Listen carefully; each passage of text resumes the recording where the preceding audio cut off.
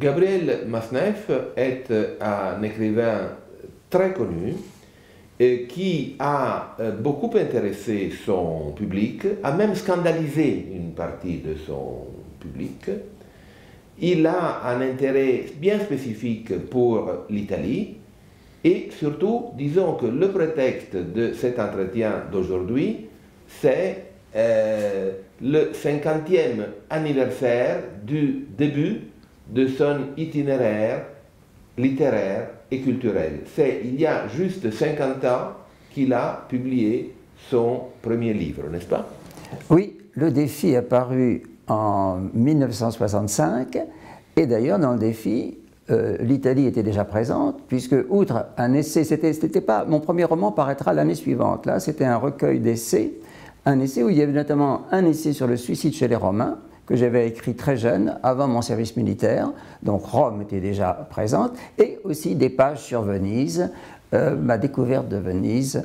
Voilà, donc déjà l'Italie était très présente dans ce premier livre, et je pense qu'elle le sera, on peut dire, dans tout ce que j'écrirai ensuite, aussi bien les romans que le journal intime, que les essais, que les poèmes. Voilà, ouais. Le cher confrère Paolo Romani est avec moi pour cet entretien. Je crois que lui aussi a bien remarqué l'intérêt de Gabriel Masneff pour l'Italie, non seulement pour l'Italie d'aujourd'hui, mais déjà pour l'Italie de l'Antiquité. Justement, cet essai sur le suicide chez les Romains témoigne de cet intérêt, de cette passion même.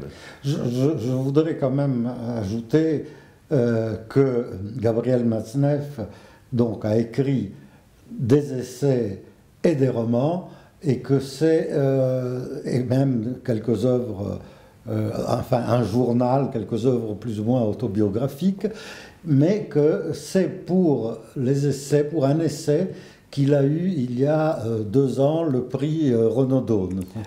En 2013, oui. Voilà, il y a 2 ans. J'avais failli l'avoir pour mon précédent roman, paru en 2006, et là j'ai été battu sur le poteau par un autre, et là je l'ai eu en 2013 pour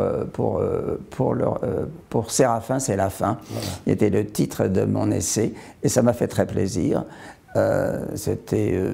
Voilà, c'était... Jusqu'alors, j'étais un des rares écrivains d'une certaine notoriété à ne pas avoir eu de prix. Le Figaro avait dit, ils sont 3.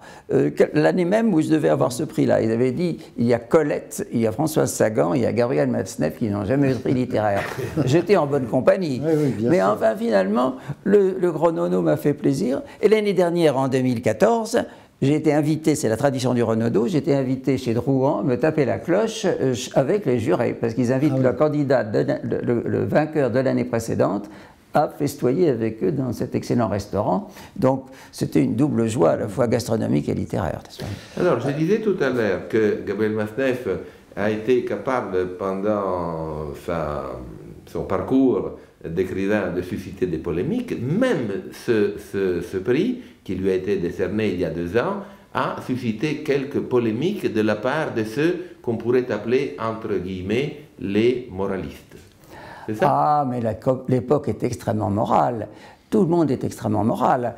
Et maintenant, il y a des gens comme ça, on pourrait appeler des néo-puritains, ou des quakers, des néo-quakers, des vertueux à tout berzingue, qui jugent l'art, qui prétendent juger l'art, un peintre, un écrivain, un sculpteur, un cinéaste, non pas pour la beauté de l'œuvre, pour la force de l'œuvre, mais selon son degré de moralité. Alors effectivement, parfois on m'a accusé d'immoralité. Vous savez, c'était Cocteau qui disait « Les mauvaises mœurs sont la seule chose que les gens vous prêtent sans exiger que vous la leur rendiez. » Et bon, moi je me fiche complètement que les gens se permettent, mais qui s'occupent d'eux-mêmes. Qu'est-ce que c'est cette façon pharisaïque de porter des jugements sur leur prochain, mais qu'ils frappent, on bat sa coulpe sur sa propre poitrine, pas sur celle des autres. Qu'est-ce que c'est ces gens qui donnent des leçons de morale aux peintres, aux écrivains, aux cinéastes? Il faut nous expliquer ce que j'ai le droit d'écrire, ce que j'ai pas le droit d'écrire, mais moi je me ne faccio un baffo de tous ces types, n'est-ce pas? Je m'en fiche complètement et je trouve ça ridicule. En tout cas, ce qui est rassurant, c'est que ça ne vous arrive que tant que vous êtes vivant. Dès que vous êtes mort, après, est-ce qu'on s'occupe des mœurs je ne sais pas moi, des peintres ou des écrivains du 19e siècle ou du 17e siècle ou du 15e siècle? On s'en fiche complètement. Ce qui reste, c'est les livres, c'est la beauté des livres. C'est pour ça que je suis tranquille, bien tranquille. Oui, vous avez raison de dire que l'époque est morale, et non seulement morale, mais politiquement correcte aussi. Bon, les deux choses vont peut-être de pair, je ne sais pas. Ah mais oui, tout va de pair, n'est-ce pas? On nous explique, c'est manger 5 fruits et légumes par jour. Moi, j'adore les fruits, j'adore les légumes, mais quand c'est l'État qui se met à m'expliquer ce que je dois manger, j'ai envie de me jeter chez le premier boucher et d'acheter une bistecone et il faut così. savoir que Gabriel Matzneff n'est pas seulement quelqu'un qui utilise la langue italienne très bien, mais qui aime beaucoup les tables italiennes. Ah, ouais. Me la cavo discretamente, oui. Oui, je suis una buona forchetta, un buon bicchiere. C'est une de mes... Même les gens qui me trouvent beaucoup de défauts me reconnaissent cette précieuse qualité. Et c'est vrai que l'Italie est un pays où le gourmand est à la fête, parce que qu'est-ce qu'on mange bien, qu'est-ce qu'on boit bien, et puis, oui, c'est une des grandes joies de l'existence, c'est un des plaisirs de l'existence, certainement, certainement. Alors, j'ai là entre les mains votre dernier roman, publié aux éditions de la Table Ronde. Le titre, c'est La lettre au capitaine Brunner. Mais justement, ce roman, c'est d'abord un roman tout à fait contemporain, qui est vraiment dans l'air du temps, parce que dans ce roman, on évoque des choses telles que le mariage pour tous, des personnages tels que le calife al-Baghdadi. Je rassure mes lectrices et mes lecteurs, le calife ne fait que passer un coin de barbe. Mais enfin, quand même, il est là. Ah, il est là, il est même comparé au capitaine Haddock, par un des personnages. Mais j'ai deux de mes personnages, qui sont d'ailleurs deux femmes, qui, c'est un des arguments du roman, rêvent de se marier devant, parce qu'elles sont françaises mais elles vivent en Italie, elles rêvent de se marier devant le consul général de France à Naples, et finalement elles se marieront ailleurs, voilà, il se passe des choses, mais le roman se situe entièrement en Italie, à Naples, à Venise, à Rome, avec des retours dans le passé, mais c'est un roman effectivement qui se situe, on peut dire là, c'est les mois derniers, enfin, et puisque je l'ai écrit entièrement, je l'ai commencé en avril 2014 à Naples, et je l'ai terminé à Zagarolo, qui est près de Rome, au mois d'août. Et quand je suis revenu après le 15 août, j'ai remis le manuscrit, voilà, je l'ai écrit avec allégresse et oui, avec une certaine joie de vivre. Et j'espère que cette allégresse transparaît dans l'écriture. Oui, alors c'est surtout, donc ce qui transparaît aussi, c'est avant tout et surtout, c'est votre... je ne sais pas si je dois dire passion ou amour pour l'Italie, en tout cas pour les villes italiennes aussi, parce que il y a dans ce livre des descriptions de rues et de places de Venise, de Rome, de Naples. Mais moi j'aime l'Italie, j'aime l'Italie en tant que pays, mais j'aime aussi la vie italienne. Par exemple, je m'intéresse beaucoup de très très près à la vie politique italienne. À Naples, je me suis trouvé au moment, par exemple, je me suis trouvé au moment des élections, elles auront bientôt lieu l'année prochaine, je crois, mais les précédentes élections du maire de Naples. C'était passionnant. J'ai vu, et alors c'était drôle, on se croirait dans un film américain des années 50, parce qu'en France, maintenant, ça ne se fait plus, on ne voit plus les hommes politiques dans la rue, entourés de reporters qui les posent. Moi, j'étais à la terrasse d'un café, et je vois un bruit, et je vois D'Alema, Massimo D'Alema, qui est là, entouré, qui se balade, entouré de journalistes, et les gens vous fourraient des bulletins, et on me donnait mon avis, alors je donnais mon avis, tout le monde me félicitait sur mon italien, parce que on me posait donc je répondais bien, et je connaissais bien les candidats. Ah non, j'aime beaucoup la vie politique italienne. L'élection du dernier président de la République, je l'ai suivie avec plus de passion que les pérégrinations de... Voilà, non, c'est pas superficiel, c'est pas simplement le type, oh là là, les musées, l'Italie, etc. Ouais. Moi, je suis pas tellement musée, je préfère me balader dans la rue et voir les gens, la tête des gens. Voilà, je suis pas quelqu'un... L'Italie, elle est plus beau musée du monde, c'est là-dessus, questo non ci piove. Mais c'est pas exactement ce que... Voilà, l'Italie, j'aime pour la vie. Permettez-moi une question toute simple et directe. Si vous deviez récapituler en une phrase de quelques mots seulement, quel est le plus que vous identifiez dans la vie quotidienne en Italie? Quel est le point qui fait la différence? C'est le sens de l'immédiateté. Les Italiens, me semble-t-il, plus que d'autres, savent que le bonheur est fugace, qu'il ne faut pas trop penser au lendemain, qu'il faut savoir vivre au jour le jour et cueillir les joies que vous offre la vie avec gourmandise et reconnaissance. Et cela est très sage, d'après vous? Oh ben c'est la sagesse. Mais moi je suis d'accord complètement. Mais... Et ça se sent effectivement peut-être plus spécialement à Naples qu'ailleurs, car Naples, les gens vivent vraiment à la minute. Et ça fait beaucoup de charme. Ça donne une certaine insouciance, même des gens qui souffrent de... chacun d'entre nous a les difficultés de sa vie. Des difficultés financières, sentimentales, de santé, mais malgré cela, il y a cette capacité de rire même de ces... Il y a une espèce de... Écoutez, c'était Mike Bongiorno qui saluait dans ses missions « allegria ». Eh bien, moi, je trouve que ce mot « allegria » exprime bien ce qui ne supprime pas le sens tragique de la vie. Parce que on peut aussi avoir un sens tragique de la vie et avoir des tourments métaphysiques, ça n'a rien à voir. Mais cette espèce d'allégresse de l'instant fugitif que l'on cueille et que l'on savoure. Mais cet intérêt, cette passion, cet amour pour l'Italie et pour la vie italienne, disons pour la rue. Pour la rue, justement, pour la rue. Pour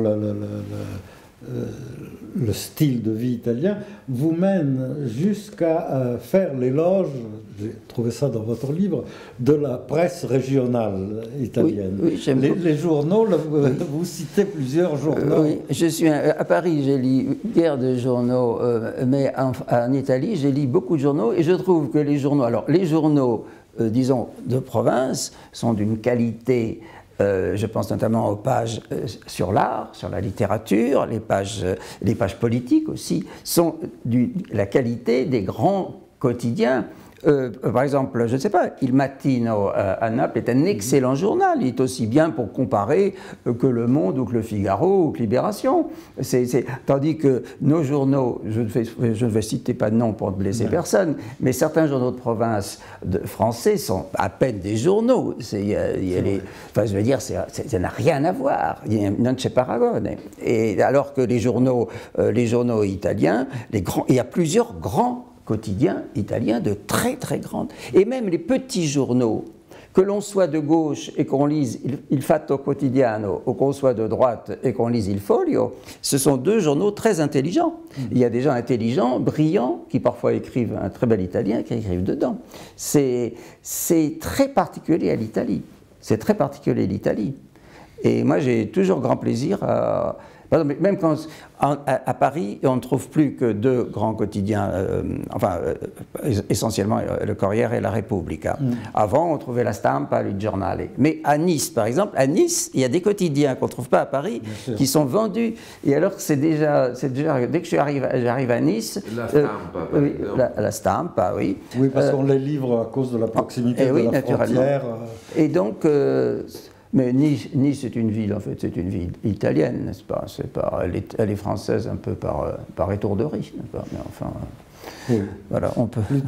Disons plutôt ligure et piémontaise qu'italienne, vraiment, mais enfin... Voilà, ligure et piémontaise, vous avez raison. Mais alors, voilà, on entre dans un débat historique, n'est-ce pas? Garibaldi est resté fâché avec Cavour pendant toute sa vie, parce qu'il avait justement cédé Nice, sa ville natale, à la France, pour obtenir l'aide française au moment du Risorgimento. Enfin, donc c'est vrai que Nice garde une âme...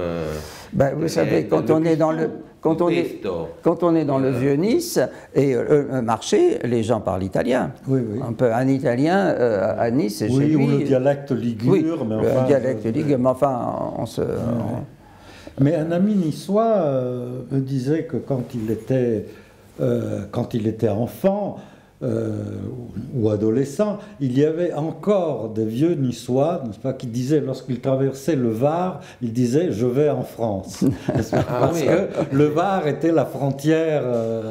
autrefois, n'est-ce pas, entre le royaume de Savoie et la France. Mais moi, quand je suis, par exemple, je suis à Nice et je vais à Sanremo, par exemple, eh bien, quand sur mon téléphonino, disons SFR, brusquement sur le petit écran, ça devient Vodafone, j'ai l'impression de ressusciter. Ah, je suis en Italie. Et alors sur le téléphonino, c'est très haut parce que ça apparaît tout de suite. Dès que vous passez là, je sais pas, quelques mètres de la frontière, hop, Vodafone. Oui. Alors, je crois que cette attention à chaque instant de sa vie fait partie de l'inspiration créative de Gabriel Masneff. Alors, il a écrit des romans très intéressants, comme celui que Paolo Romani a entre ses mains, et qui est le dernier. Oui, mais il a écrit aussi plusieurs livres qui sont consacrés à son journal. Et donc cela est la preuve, la confirmation de combien il donne de l'importance à l'instant. C'est-à-dire, il peut y avoir même dans une page de son journal, simplement 25 janvier, déjeuner chez Lippe, des huîtres pas vraiment superbes. Et après, un pot-au-feu extraordinaire. Point. Et là, c'est fini. Donc, c'est vraiment le fait de souligner... J'ai déjà souligné la gourmandise de Gabriel Masneff, mais aussi, il faut souligner son goût, son intérêt pour l'instant. Oui, j'ai un carnet sur moi que je prends des notes. Soit dit par parenthèse, les huîtres chez Lippe sont toujours très bonnes. Mais donc... C'était qu'un exemple. C'était un exemple inventé. Non, mais c'est vrai. En fait, j'ai décidé de publier mon journal. Ça s'est décidé comme ça. Et j'ai continué parce que, au moins les tomes publiés de mon vivant, je suis sûr que mes héritiers ne vont pas les caviarder ou même les détruire, parce qu'il faut toujours se méfier de ses héritiers. Donc le journal, il y a encore beaucoup d'années inédites, mais il y a une certaine partie qui est publiée. Et c'est vrai, c'est l'instant fugitif, c'est comme, pour prendre un exemple qui n'est pas littéraire, regardez au musée de la Croix, rue de Fürstenberg, c'est très émouvant de voir les croquis, il y a des vitrines où il y a les croquis, il avait aussi des carnets. Il n'avait pas son stylo, mais il avait une espèce de crayon, et il prend des petites notes fugitives qui deviendront ensuite des tableaux plus développés, mais ces carnets eux-mêmes ont quand même de l'intérêt. Et finalement, c'est un petit peu la tradition, disons, de Stendhal aussi, qui s'arrêtait dans la rue pour noter un petit truc. Alors, il y a des gens qui, en même temps que ce roman, Gallimard publie un gros volume de mon journal. Alors, il y a des gens qui n'aiment pas le genre. C'est un genre littéraire particulier, le journal. Il y a des gens qui aiment les journaux intimes et qui n'aiment pas les romans, qui lisent peu de romans. Il y a des gens qui préfèrent les essais, et puis il y a des gens qui n'aiment que les romans et qui n'aiment pas le journal intime, c'est pas un genre littéraire qui les inspire. Donc c'est un peu particulier, mais je crois qu'une œuvre fait une unité, parce que quel que soit le genre dans lequel vous écrivez, c'est le même cœur, c'est le même cerveau, c'est la même main, c'est la même plume, c'est la même sensibilité. Le même regard, la même sensibilité et la même plume, n'est-ce pas? Donc finalement, moi quand j'aime un écrivain, ou pour prendre un exemple, Dieu sait si j'admire les Fleurs du Mal, mais si on m'apprenait, il y a les journaux intimes de Baudelaire, Mon cœur mis à nu et fusé, me touche tout autant. Et je pense qu'il y a une espèce d'unité. Les genres littéraires, c'est nécessaire pour les professeurs de littérature, c'est nécessaire qu'on fasse des genres. Ça existe, les genres littéraires. Mais finalement, une œuvre forme un tout, je pense. En tout cas, celle pour un écrivain comme moi qui écrit toujours avec le sang de mon cœur, c'est-à-dire toujours, voilà, ça sort de mes tripes, si je puis dire, familièrement.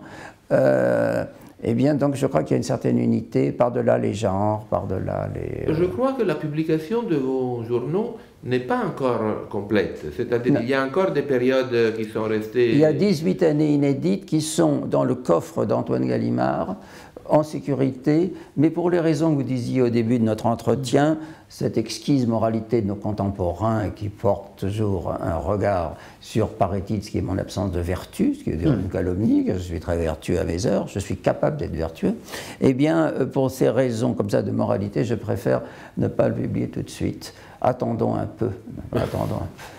On a le temps. On a le temps, on a le temps. Voilà, mais... On a parlé de votre grand intérêt pour l'Italie et indirectement de votre attitude assez critique vis-à-vis de la France. Et on n'a pas parlé de vos origines russes, qui ont quand même un poids important dans votre inspiration. Elle joue une grande importance. L'autre jour, je crois que c'est Frédéric Tadei, Europe 1, qui m'interviewait. Il me disait, mais l'émigration russe et joue un grand rôle. Et même dans ce dernier roman, c'est vrai, cette émigration russe dont j'ai connu la queue de la comète. Parce que moi, quand je suis né, déjà, les grands émigrés, ils étaient déjà très vieux, etc. Donc, mais enfin, disons, d'être un Français d'origine russe, j'ai aussi des amis d'ailleurs qui sont des Italiens d'origine russe, il y a des Anglais d'origine russe, des enfants des Russes blancs. C'était une atmosphère très particulière. Je crois que dans cette lettre au capitaine Brunner, je la fais revivre, parce qu'il y a un retour vers le passé, brusquement, il y a un secret de famille qui est révélé bien des dizaines d'années après, donc il y a un côté aussi un peu roman policier dans ce roman. Mais, et ça se passe dans ces milieux russes blancs, à Paris essentiellement, et ça avait du charme, ça a un charme, et puis c'est un milieu que je connais bien. Vous savez, je le connais bien, il vaut mieux décrire ce qu'on connaît bien.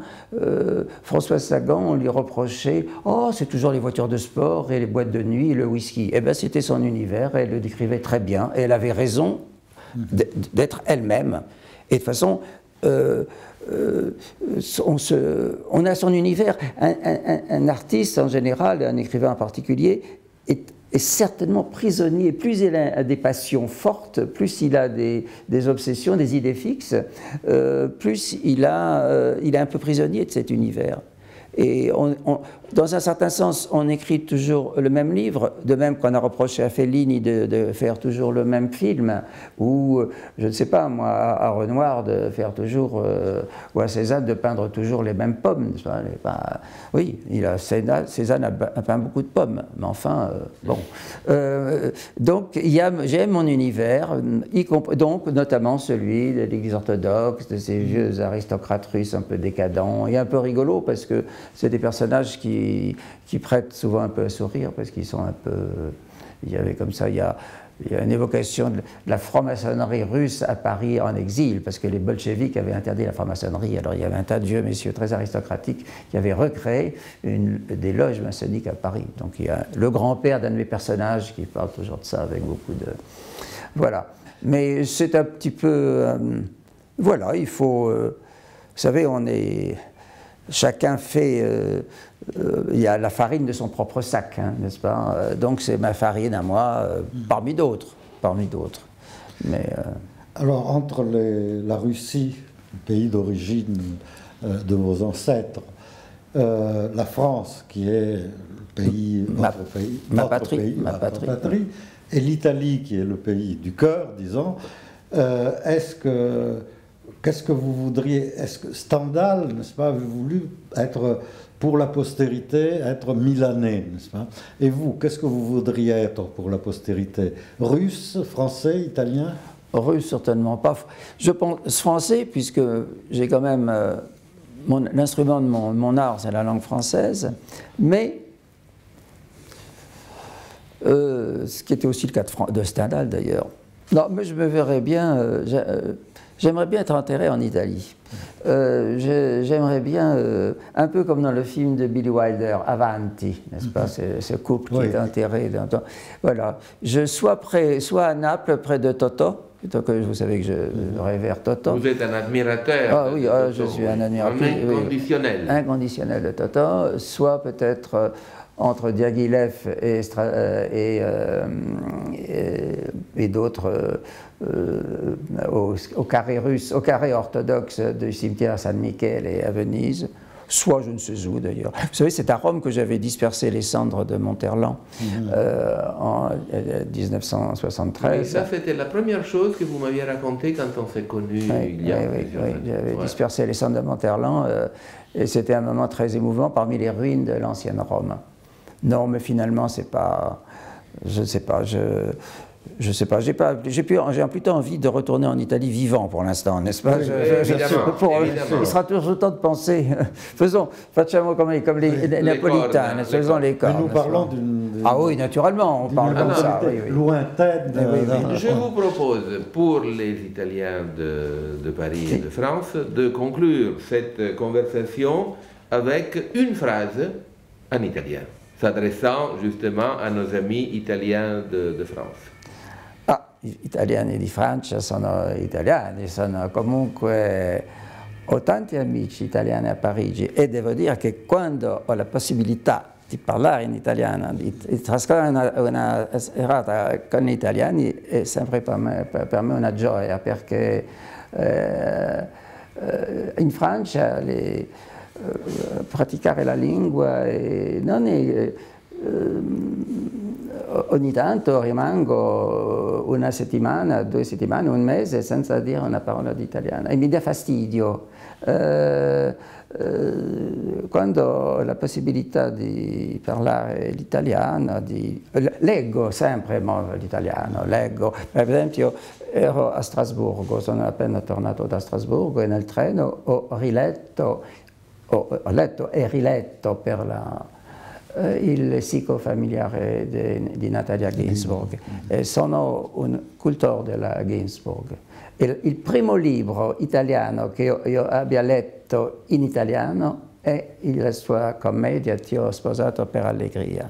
È un incanto. La parola allegria che ritorna. Allegria, appunto. Allegria! Grazie Carmel Massimo. Grazie. Grazie a voi.